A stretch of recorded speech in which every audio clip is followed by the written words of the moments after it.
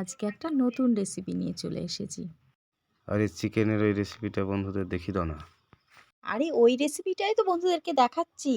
এখানে boneless chicken নিয়েছি। চিকেনটাতে গোলমরিচটা একটু আধ ভাঙা করে মাখিয়ে নিয়েছি। তারপরেই সাদা তেলে ভেজে নিলাম। ওই তেলেই গোটা গরম মশলা, একটা শুকনো লঙ্কা আর গোটা জিরে আর গোটা ধনে দিয়ে দিলাম। তারপরে পেঁয়াজ কুচি দিলাম আর দিলাম রসুন। মশলাগুলো কিছুক্ষণ নাড়াচাড়া করার পরে আদা দিয়ে দিলাম। আদাটা দিয়ে আর কিছুক্ষণ নাড়াচাড়া করতে থাকতে হবে। তারপরে কাজু বাদাম দিলাম আর দিলাম চারমগজ।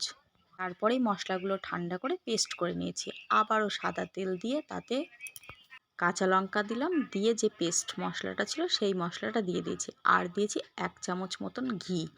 মিক্সি ধোয়া সামান্য জল দিলাম আর লবণ দিলাম, পরিমাণ মতন চিনি আর কাশ্মীরি লঙ্কা গুঁড়ো।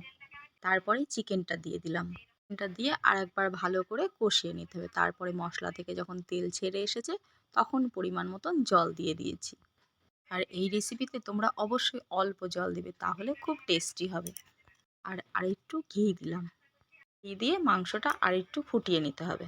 আর এই ফোটানোর কথাটাও বন্ধুদেরকে বলতে হবে। হ্যাঁ গো, বলতে হবে। বন্ধুরা যে আমার খুব প্রিয়। নামানোর সময় কাসুরি মেথি আর গরম মশলা দিয়ে নামিয়ে নিয়েছি। আর এই রেসিপিটা দুর্দান্ত খেতে।